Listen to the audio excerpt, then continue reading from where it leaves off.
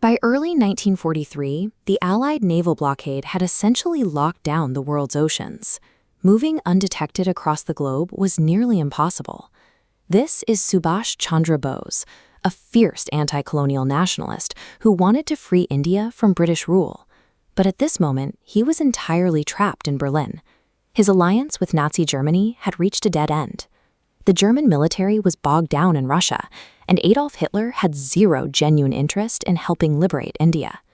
Half a world away, however, the geopolitical tides were shifting. Japan was racking up victories in Southeast Asia, and tens of thousands of Indian prisoners of war were waiting for a leader to mobilize them. Getting there seemed impossible. Allied ships controlled the surface, and flying was out of the question. To reach Asia, Bose would have to leave his wife and newborn baby behind and take the only remaining route. To lead his revolution, this civilian decided to attempt a near-suicidal 8,000-mile undersea journey across the globe. On February 8, 1943, Bose boarded the German U-boat U-180 in Kiel, Germany. The submarine had to navigate a stealthy, highly dangerous route down the entire length of the Atlantic to evade Allied patrols. Inside the hull, the conditions were severe. According to his aide, Abid Hassan, the quarters were cramped, the air was dense, and absolutely everything, even their daily bread, stank of diesel fuel. Despite the toxic, claustrophobic environment, Bose remained remarkably calm.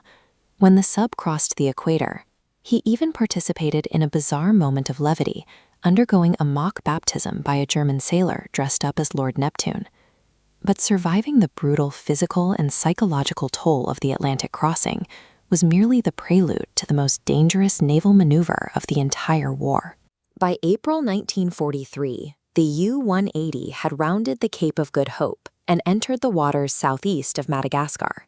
Here, in the open, choppy ocean, the German crew executed a highly coordinated rendezvous with a second vessel, the Japanese submarine I-29.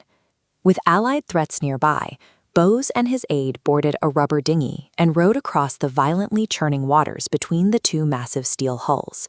It was an incredibly risky move. In fact, it remains the only civilian transfer between two submarines of different navies during the entirety of World War II.